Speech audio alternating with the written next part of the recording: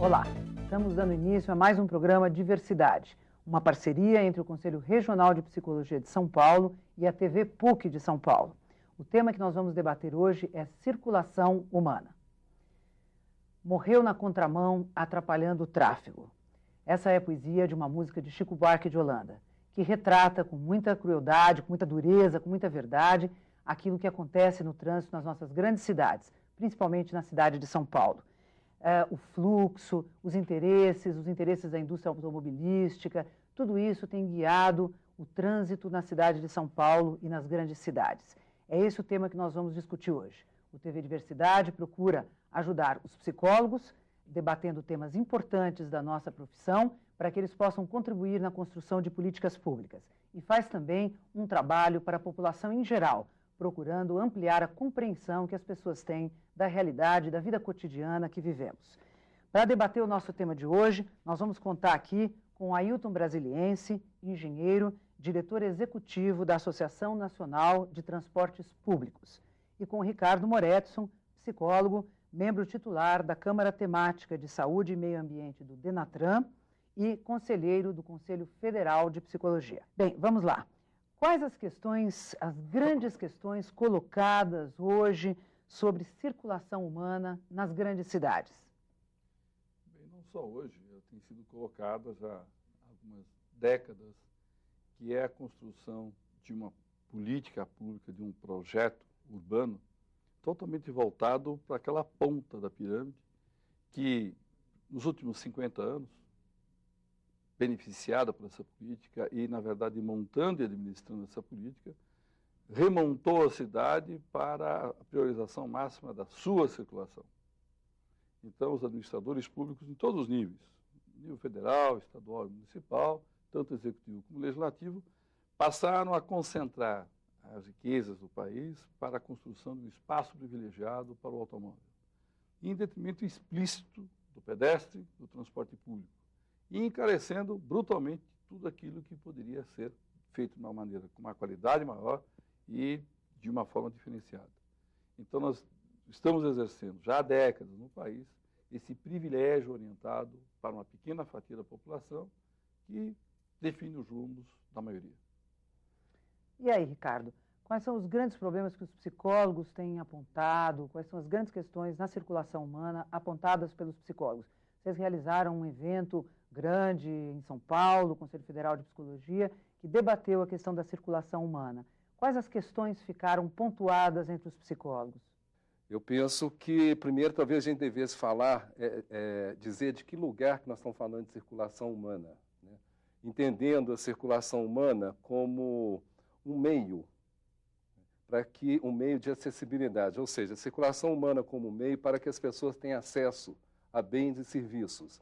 E a gente traz também dentro disso, além da acessibilidade, nós temos que pensar quais as condições de circulação que as pessoas possuem, o que nós estamos chamando de mobilidade. Em relação, entendendo isso, né, porque que a gente fez um evento sobre circulação humana, o que ficou muito claro é a iniquidade da distribuição dos espaços.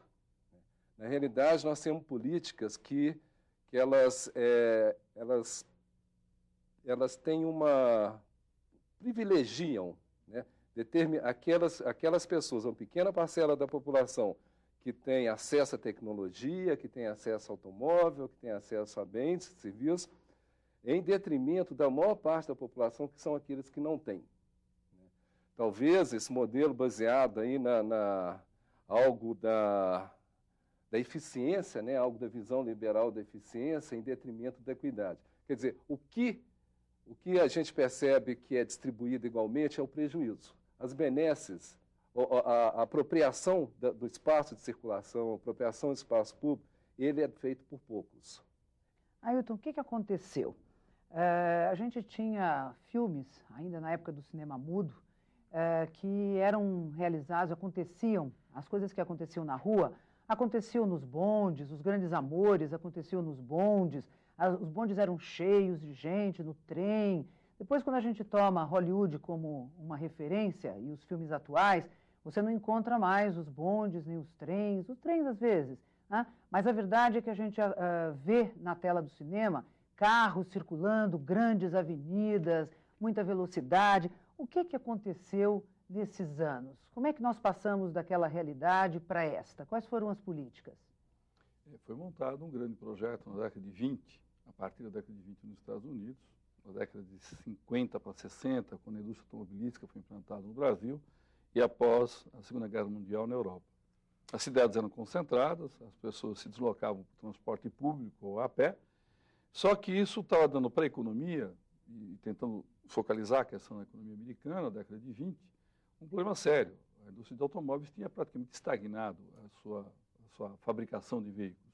As cidades eram compactas, e aí houve um projeto, né, mostrado pela Universidade de Nova York, onde como que as grandes empresas de petróleo, as grandes empresas construtoras e, posteriormente, a própria indústria cinematográfica, resolveu propor um projeto de reurbanização, onde as cidades foram expandidas, o loteamento, evidentemente, muito mais atraente do que a compactação que tinha até a década de 20, a facilidade da compra do veículo, da construção de estradas. Então, você vê um projeto realmente magno, de uma forma de você poder, através de uma qualidade de vida urbana melhor, você morar no American Way Life, que é mostrado com casas, com calçadas enormes, casas construídas do dobro ou triplo que você tinha na década de 20, e a possibilidade da construção, da reconstrução de uma cidade.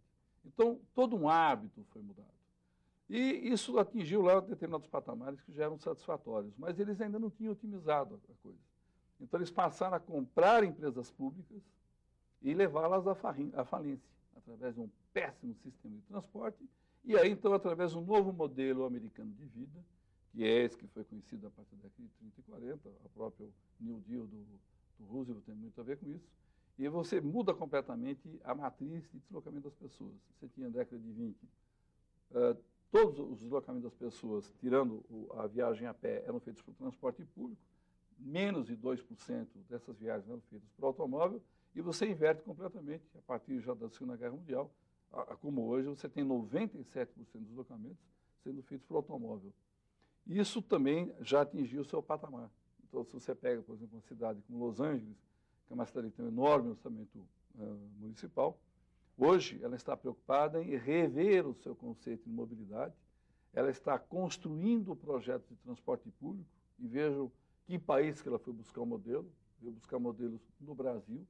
Algumas cidades brasileiras estão servindo de uma reconceituação da mobilidade que é feita em Los Angeles, enquanto nós aqui ainda continuamos correndo atrás do modelo americano das décadas de 40 e 50. Todos os modelos têm seu limite, têm seu auge, e o modelo americano já atingiu. Isso não quer dizer que o automóvel vai ser abandonado nos Estados Unidos, mas cada vez mais, hoje o governo federal estimula prefeituras e governos regionais a investir em transporte público, o modelo em Nova York, que acabou de recuperar totalmente os 400 quilômetros de lá, ou outro modelo, que é o modelo do transporte público por ônibus, mas agora reconstruindo e refazendo o modelo urbano. Não é apenas uma questão de modo de transporte, mas está sendo rediscutida a questão da mobilidade e da acessibilidade americana. Algumas cidades brasileiras têm isso como conceito claro numa nova busca, um projeto que vai levar garantidamente algumas décadas para que a gente mude. E precisa ficar claro o seguinte, isso não é uma guerra ao automóvel, mas significa uma reconceituação com relação à mobilidade que o Ricardo citou agora e à acessibilidade. Esses custos gerais que couberam somente para a parte baixa da nossa pirâmide social, ele precisa ser revisto. E nós estamos, então, reconstruindo novas cidades. Quer dizer, nós temos aí uma construção na cultura que modificou as nossas vontades. Na PUC de São Paulo tem uma pesquisa sobre projeto de vida dos jovens, dos adolescentes, né? E é interessante como aparece sempre um projeto ligado ao trabalho, um projeto ligado à família, e aí vem um projeto de aquisição de bens. E um dos mais esperados, mais desejados, é o automóvel. E aí, Ricardo? Nós somos levados a querer o automóvel? Tem um mito, né? O mito do automóvel como necessidade econômica, além da questão do status, né? Então, me parece que pensar o automóvel como necessidade econômica hoje, quer dizer, ele existe talvez em função do planejamento, do privilegiamento desse próprio automóvel em detrimento de transportes públicos coletivos, né? Agora, por outro lado, é natural, é natural que os jovens queiram, por quê? Você tem um automóvel, você é privilegiado no espaço público, né? Você usa o espaço que foi criado para que você se desloque por ele naquele automóvel. Você tem um automóvel hoje, você faz muito mais viagens, né? Você se desloca muito mais que quem não tem automóvel. Agora, isso é um custo enorme. Você tem diversos automóveis que poluem muito mais, usam o espaço, se apropriam do espaço de circulação, do espaço público, em detrimento da maior parte da população, né? Então, Ana, eu acho que é uma situação complexa, é difícil, porque, por outro lado, o jovem ele quer o automóvel porque isso para ele é importante. Quer dizer, porque está dentro de uma cultura que diz que a importância é essa. A importância é que eu possa passar por onde eu queira, independente de quem pague por isso. É mais do que circular, né? É mais circular, mas tem um estudo interessante que a ANTP, que é a Associação Nacional de Transportes Públicos, fez para o Instituto de Pesquisa e Economia Aplicada, o IPEA, um organismo do Ministério do Planejamento do Governo Federal. Quanto custa andar de carro? Quanto custa o congestionamento? Para a cidade de São Paulo, em uma metodologia que foi desenvolvida pela ANTP e pelo IPEA, São Paulo gasta por ano R$1,5 bilhão de reais. Todo ano, nós pegamos R$1,5 bilhão de reais e queimamos em cima de congestionamento. Temos uma frota adicional de ônibus, pagamos uma tarifa de ônibus maior, construímos um viário maior, poluímos a cidade, internamos pessoas por conta dos diversos poluentes no ar, e a sociedade ainda não tem consciência disso, ela não conseguiu compreender qual o custo do transporte. Então, essa prioridade que foi dada ao automóvel versus o transporte público versus o pedestre tem um custo muito alto. Se nós pudéssemos dispor desse R$1,5 bilhão, por exemplo, para construirmos um sistema metroviário em São Paulo, já teríamos construído isso uns 20 anos atrás e teria sobrado dinheiro. Então, é uma questão de economia distorcida e é uma questão de valores, como o Ricardo lembrou, que ele foi desvirtuado a tal ponto que a questão da mobilidade e a questão da privacidade que o automóvel dá, que tem seu custo, só que ele tem um custo para uma parte da população, já que esse é um privilégio. E é bom sempre lembrar o exemplo do prefeito de Londres, que, não preocupado com a possível reeleição, avisou todo mundo que de agora em diante haverá um pedágio lá.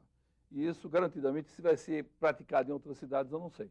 Mas, com certeza, muitas cidades vão ter que explicar por que não implantam o tal do pedágio urbano. Agora, poucas pessoas têm acesso aos automóveis. Nós ainda temos grande parte da população tomando ônibus, metrô, andando a pé, né? Quer dizer, há uma desigualdade clara em tudo isso. Há uma prioridade da circulação através de automóveis, através de veículos que são individuais, sendo que a maior parte da população ainda fica sem esta possibilidade, né? Como é que é isso? Essa desigualdade, como é que ela se retrata? Nós temos uma desigualdade que, quando está falando dessa desigualdade, estou caracterizando uma desigualdade social, porque só não tem carro quem não tem possibilidade de comprar ou de manter. Portanto, está ligado a uma desigualdade social anterior. Como é que essa desigualdade se retrata, se reflete na questão da circulação humana? Por exemplo, do acesso. As pessoas que não têm automóvel têm mais dificuldade de ter acesso aos serviços. O Ricardo apontava isso no começo. Como é que é isso? Como é essa desigualdade no trânsito? Vamos começar por dados numéricos, né? A cidade de São Paulo, há 40 anos, faz uma pesquisa chamada Origem e Destino. E a última, que foi feita há 5 anos atrás, apontou o seguinte: as viagens a pé, as viagens de automóvel, as viagens de transporte público, todas estão com a mesma dimensão, ou seja, praticamente 1/3 cada uma. Então, isso mostra mais ou menos também que, depois de toda a construção da cidade, depois de toda a priorização que se deu, ainda assim eu tenho 2/3 da população que não utiliza o transporte individual, não utiliza um automóvel. Então, isso é um dos reflexos. Há um estudo de um sociólogo e um engenheiro, Eduardo Vasconcelos, que é diretor da ANTP, ele levantou desde 1960 até recentemente, a última administração terminou no ano 2000, quanto que a cidade de São Paulo investiu na expansão e manutenção do sistema viário. Praticamente 1/3 do orçamento. Então, a gente vê como é que ficou a priorização dada para a questão do automóvel. Do outro lado, a cidade estava construída até a década de 50 e 60. Como é que uma cidade de São Paulo, que em 1950 tinha apenas 50 mil veículos, e a sua área central estava toda conformada e contornada como está hoje, o que aconteceu é que verticalizou a área central, mas o espaço viário já está praticamente definido, a cidade de São Paulo tinha 50 mil veículos, e ela conseguiu multiplicar esse número por 100. Ou seja, não tem mais 50 mil, hoje nós temos 5 milhões de veículos licenciados. E como é que foi possível caber essa frota enorme naquela cidade, ou pelo menos naquele eixo central? Foi possível, primeiro, você acabando com os canteiros centrais, acabando com as calçadas, e foi possível porque você investiu tirando da saúde, tirando da educação, tirando da alimentação, da habitação, e deformando a questão da qualidade pública. De tal forma que você deu a prioridade máxima à circulação do automóvel, com consequências desse tipo. São Paulo, por exemplo, paga R$1,5 bilhão de reais por conta dessas prioridades. Custos esses que acabam passando, basicamente, como o Ricardo lembrou, para alguns. Aquela terça parte que anda a pé e aquela terça parte anda que numa anda no calçada transporte mais público. estreita. E como o administrador público, ele procura se identificar com as pessoas a quem ele mais beneficia, ele realmente, isso é uma tônica nacional, eles abandonaram o transporte público à sua própria sorte. Então, hoje, é uma questão de prioridade ao transporte individual e não ao transporte coletivo, exatamente, público. E o cidadão que está no transporte público, ele não reage porque ele se considera um perdedor. E ele tem no sonho dele que um dia ele vai sair daquele transporte público, que é ruim, que ele odeia, e que ele vai andar, seja no carro que for, um dia ele vai sair daquilo ali. Então, para ele, a liberdade, a assunção...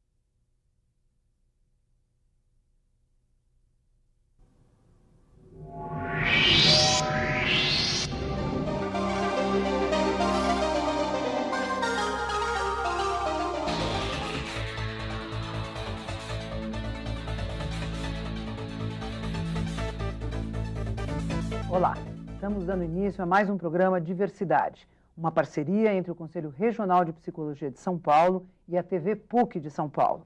O tema que nós vamos debater hoje é circulação humana. Morreu na contramão, atrapalhando o tráfego. Essa é a poesia de uma música de Chico Buarque de Holanda, que retrata com muita crueldade, com muita dureza, com muita verdade, aquilo que acontece no trânsito nas nossas grandes cidades, principalmente na cidade de São Paulo. O fluxo, os interesses da indústria automobilística, tudo isso tem guiado o trânsito na cidade de São Paulo e nas grandes cidades. É esse o tema que nós vamos discutir hoje. O TV Diversidade procura ajudar os psicólogos, debatendo temas importantes da nossa profissão, para que eles possam contribuir na construção de políticas públicas. E faz também um trabalho para a população em geral, procurando ampliar a compreensão que as pessoas têm da realidade, da vida cotidiana que vivemos. Para debater o nosso tema de hoje, nós vamos contar aqui com Ailton Brasiliense, engenheiro, diretor executivo da Associação Nacional de Transportes Públicos, e com Ricardo Moretson, psicólogo, membro titular da Câmara Temática de Saúde e Meio Ambiente do DENATRAN e conselheiro do Conselho Federal de Psicologia. Bem, vamos lá. Quais as grandes questões colocadas hoje sobre circulação humana nas grandes cidades? Bem, não só hoje, tem sido colocada já há algumas décadas, que é a construção de uma política pública, de um projeto urbano totalmente voltado para aquela ponta da pirâmide que, nos últimos 50 anos, beneficiada por essa política e, na verdade, montando e administrando essa política, remontou a cidade para a priorização máxima da sua circulação. Então, os administradores públicos em todos os níveis, nível federal, estadual e municipal, tanto executivo como legislativo, passaram a concentrar as riquezas do país para a construção de um espaço privilegiado para o automóvel, em detrimento explícito do pedestre, do transporte público, e encarecendo brutalmente tudo aquilo que poderia ser feito de uma maneira com uma qualidade maior e de uma forma diferenciada. Então, nós estamos exercendo já há décadas no país esse privilégio orientado para uma pequena fatia da população que define os rumos da maioria. E aí, Ricardo, quais são os grandes problemas que os psicólogos têm apontado? Quais são as grandes questões na circulação humana apontadas pelos psicólogos? Vocês realizaram um evento grande em São Paulo, o Conselho Federal de Psicologia, que debateu a questão da circulação humana. Quais as questões ficaram pontuadas entre os psicólogos? Eu penso que, primeiro, talvez a gente devesse falar, dizer de que lugar que nós estamos falando de circulação humana, né? Entendendo a circulação humana como um meio, um meio de acessibilidade, ou seja, a circulação humana como meio para que as pessoas tenham acesso a bens e serviços. E a gente traz também dentro disso, além da acessibilidade, nós temos que pensar quais as condições de circulação que as pessoas possuem, o que nós estamos chamando de mobilidade. Em relação, entendendo isso, né, porque que a gente fez um evento sobre circulação humana, o que ficou muito claro é a iniquidade da distribuição dos espaços. Na realidade, nós temos políticas que elas têm privilegiam, né, aquelas pessoas, uma pequena parcela da população que tem acesso à tecnologia, que tem acesso ao automóvel, que tem acesso a bens, serviços, em detrimento da maior parte da população, que são aqueles que não têm. Talvez esse modelo baseado aí algo da eficiência, né, algo da visão liberal da eficiência, em detrimento da equidade. Quer dizer, o que a gente percebe que é distribuído igualmente é o prejuízo. As benesses, a apropriação do espaço de circulação, a apropriação do espaço público, ele é feito por poucos. Ailton, o que aconteceu? A gente tinha filmes, ainda na época do cinema mudo, que eram realizados, as coisas que aconteciam na rua, aconteciam nos bondes, os grandes amores aconteciam nos bondes, os bondes eram cheios de gente, no trem. Depois, quando a gente toma Hollywood como uma referência, e os filmes atuais, você não encontra mais os bondes, nem os trens às vezes, né? Mas a verdade é que a gente vê na tela do cinema carros circulando, grandes avenidas, muita velocidade. O que aconteceu nesses anos? Como é que nós passamos daquela realidade para esta? Quais foram as políticas? Foi montado um grande projeto na década de 20, a partir da década de 20 nos Estados Unidos, na década de 50 para 60, quando a indústria automobilística foi implantada no Brasil, e após a Segunda Guerra Mundial na Europa. As cidades eram concentradas, as pessoas se deslocavam por transporte público ou a pé, só que isso estava dando para a economia, e tentando focalizar a questão da economia americana, na década de 20, um problema sério. A indústria de automóveis tinha praticamente estagnado a sua fabricação de veículos. As cidades eram compactas, e aí houve um projeto, né, mostrado pela Universidade de Nova York, onde como que as grandes empresas de petróleo, as grandes empresas construtoras e, posteriormente, a própria indústria cinematográfica, resolveu propor um projeto de reurbanização, onde as cidades foram expandidas, o loteamento, evidentemente, muito mais atraente do que a compactação que tinha até a década de 20, a facilidade da compra do veículo, da construção de estradas. Então, você vê um projeto realmente magno, de uma forma de você poder, através de uma qualidade de vida urbana melhor, você morar no American Way Life, que é mostrado com casas, com calçadas enormes, casas construídas do dobro ou triplo que você tinha na década de 20, e a possibilidade da construção, da reconstrução de uma cidade. Então, todo um hábito foi mudado. E isso atingiu lá determinados patamares que já eram satisfatórios, mas eles ainda não tinham otimizado a coisa. Então, eles passaram a comprar empresas públicas e levá-las à falência, através de um péssimo sistema de transporte, e aí, então, através de um novo modelo americano de vida, que é esse que foi conhecido a partir da década de 30 e 40, a própria New Deal do Roosevelt tem muito a ver com isso, E você muda completamente a matriz de deslocamento das pessoas. Você tinha na década de 20, todos os deslocamentos das pessoas, tirando a viagem a pé, eram feitos por transporte público, menos de 2% dessas viagens eram feitas por automóvel, e você inverte completamente, a partir já da Segunda Guerra Mundial, como hoje, você tem 97% dos deslocamentos sendo feitos por automóvel. Isso também já atingiu o seu patamar. Então, se você pega, por exemplo, uma cidade como Los Angeles, que é uma cidade que tem um enorme orçamento municipal, hoje ela está preocupada em rever o seu conceito de mobilidade, ela está construindo projetos de transporte público, e vejam que país que ela foi buscar o modelo, veio buscar modelos no Brasil. Algumas cidades brasileiras estão servindo de uma reconceituação da mobilidade que é feita em Los Angeles, enquanto nós aqui ainda continuamos correndo atrás do modelo americano das décadas de 40 e 50. Todos os modelos têm seu limite, têm seu auge, e o modelo americano já atingiu. Isso não quer dizer que o automóvel vai ser abandonado nos Estados Unidos, mas cada vez mais, hoje, o governo federal estimula prefeituras e governos regionais a investir em transporte público. O modelo em Nova York, que acabou de recuperar totalmente os 400 quilômetros de lá, ou outro modelo, que é o modelo do transporte público por ônibus, mas agora reconstruindo e refazendo o modelo urbano. Não é apenas uma questão de modo de transporte, mas está sendo rediscutida a questão da mobilidade e da acessibilidade americana. Algumas cidades brasileiras têm isso como conceito claro numa nova busca, um projeto que vai levar garantidamente algumas décadas para que a gente mude. E precisa ficar claro o seguinte: isso não é uma guerra ao automóvel, mas significa uma reconceituação com relação à mobilidade que o Ricardo citou agora e à acessibilidade. Esses custos gerais que couberam somente para a parte baixa da nossa pirâmide social, ele precisa ser revisto. E nós estamos, então, reconstruindo novas cidades. Quer dizer, nós temos aí uma construção na cultura que modificou as nossas vontades. Na PUC de São Paulo tem uma pesquisa sobre projeto de vida dos jovens, dos adolescentes, né? E é interessante como aparece sempre um projeto ligado ao trabalho, um projeto ligado à família, e aí vem um projeto de aquisição de bens. E um dos mais esperados, os mais desejados, é o automóvel. E aí, Ricardo? Nós somos levados a querer o automóvel? Tem um mito, né? O mito do automóvel como necessidade econômica, além da questão do status, né? Então, me parece que pensar o automóvel como necessidade econômica hoje, quer dizer, ele existe talvez em função do planejamento, do privilegiamento desse próprio automóvel em detrimento de transportes públicos coletivos, né?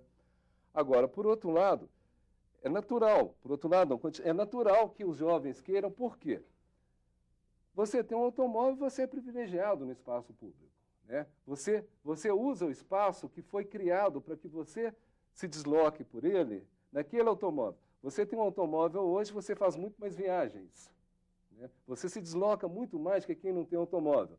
Agora, isso é um custo enorme. Você tem diversos automóveis que poluem muito mais, usam o espaço, se apropriam do espaço de circulação, do espaço público, em detrimento da maior parte da população, né? Então, Ana, eu acho que é uma situação complexa, é difícil, porque, por outro lado, o jovem ele quer o automóvel porque isso para ele é importante. Quer dizer, porque está dentro de uma cultura que diz que a importância é essa. A importância é que eu possa passar por onde eu queira, independente de quem pague por isso. É mais do que circular, né? É mais circular, mas tem um estudo interessante que a ANTP, que é a Associação Nacional de Transportes Públicos, fez para o Instituto de Pesquisa e Economia Aplicada, o IPEA, um organismo do Ministério do Planejamento do Governo Federal. Quanto custa andar de carro? Quanto custa o congestionamento? Para a cidade de São Paulo, em cima de uma metodologia que foi desenvolvida pela ANTP e pelo IPEA, São Paulo gasta por ano R$1,5 bilhão de reais. Todo ano, nós pegamos R$1,5 bilhão de reais e queimamos em cima de congestionamento. Temos uma frota adicional de ônibus, pagamos uma tarifa de ônibus maior, construímos um viário maior, poluímos a cidade, internamos pessoas por conta dos diversos poluentes no ar, e a sociedade ainda não tem consciência disso, ela não conseguiu compreender qual o custo do transporte. Então, essa prioridade que foi dada ao automóvel versus o transporte público versus o pedestre tem um custo muito alto. Se nós pudéssemos dispor desse R$1,5 bilhão Por exemplo, para construirmos um sistema metroviário em São Paulo, já teríamos construído isso uns 20 anos atrás e teria sobrado dinheiro. Então, é uma questão de economia distorcida e é uma questão de valores, como o Ricardo lembrou, que ele foi desvirtuado a tal ponto que a questão da mobilidade e a questão da privacidade que o automóvel dá, que tem seu custo, só que ele tem um custo para uma parte da população, já que esse é um privilégio. E é bom sempre lembrar o exemplo do prefeito de Londres, que, não preocupado com a possível reeleição, avisou todo mundo que de agora em diante haverá um pedágio lá. E isso, garantidamente, se vai ser praticado em outras cidades, eu não sei. Mas, com certeza, muitas cidades vão ter que explicar por que não implantam o tal do pedágio urbano. Agora, poucas pessoas têm acesso aos automóveis. Nós ainda temos grande parte da população tomando ônibus, metrô, andando a pé, né? Quer dizer, há uma desigualdade clara em tudo isso. Há uma prioridade da circulação através de automóveis, através de veículos que são individuais, sendo que a maior parte da população ainda fica sem esta possibilidade, né? Como é que é isso? Essa desigualdade, como é que ela se retrata? Nós temos uma desigualdade, que quando está falando dessa desigualdade, estou caracterizando uma desigualdade social, porque só não tem carro quem não tem possibilidade de comprar ou de manter. Portanto, está ligado a uma desigualdade social anterior. Como é que essa desigualdade se retrata, se reflete na questão da circulação humana? Por exemplo, do acesso. As pessoas que não têm automóvel têm mais dificuldade de ter acesso aos serviços. O Ricardo apontava isso no começo. Como é que é isso? Como é essa desigualdade no trânsito? Vamos começar por dados numéricos, né? A cidade de São Paulo, há 40 anos, faz uma pesquisa chamada Origem e Destino. E a última, que foi feita há 5 anos atrás, apontou o seguinte: as viagens a pé, as viagens de automóvel, as viagens de transporte público, todas estão com a mesma dimensão, ou seja, praticamente 1/3 cada uma. Então, isso mostra mais ou menos também que, depois de toda a construção da cidade, depois de toda a priorização que se deu, ainda assim eu tenho 2/3 da população que não utiliza o transporte individual, não utiliza um automóvel. Então, isso é um dos reflexos. Há um estudo de um sociólogo e um engenheiro, Eduardo Vasconcelos, que é diretor da NTP, ele levantou desde 1960 até recentemente, a última administração terminou no ano 2000, quanto que a cidade de São Paulo investiu na expansão e manutenção do sistema viário. Praticamente 1/3 do orçamento. Então, a gente vê como é que ficou a priorização dada para a questão do automóvel. Um outro lado, a cidade estava construída até a década de 50 e 60. Como é que uma cidade de São Paulo, que em 1950 tinha apenas 50 mil veículos, e a sua área central estava toda conformada e contornada como está hoje, o que aconteceu é que verticalizou a área central, mas o espaço viário já está praticamente definido, a cidade de São Paulo tinha 50 mil veículos, e ela conseguiu multiplicar esse número por 100. Ou seja, não tem mais 50 mil, hoje nós temos 5 milhões de veículos licenciados. E como é que foi possível caber essa frota enorme naquela cidade, ou pelo menos naquele eixo central? Foi possível, primeiro, você acabando com os canteiros centrais, acabando com as calçadas, e foi possível porque você investiu tirando da saúde, tirando da educação, tirando da alimentação, da habitação, e deformando a questão da qualidade pública. De tal forma que você deu a prioridade máxima à circulação do automóvel, com consequências desse tipo. São Paulo, por exemplo, paga R$1,5 bilhão de reais por conta dessas prioridades. Custos esses que acabam passando, basicamente, como o Ricardo lembrou, para alguns. Aquela terça parte que anda a pé e aquela terça parte anda que numa anda calçada no mais público. estreita. E como o administrador público, ele procura se identificar com as pessoas a quem ele mais beneficia, ele realmente, isso é uma tônica nacional, eles abandonaram o transporte público à sua própria sorte. Então, hoje, é uma questão de prioridade ao transporte individual e não ao transporte coletivo, exatamente, público. E o cidadão que tem um transporte público, ele não reage porque ele se considera um perdedor.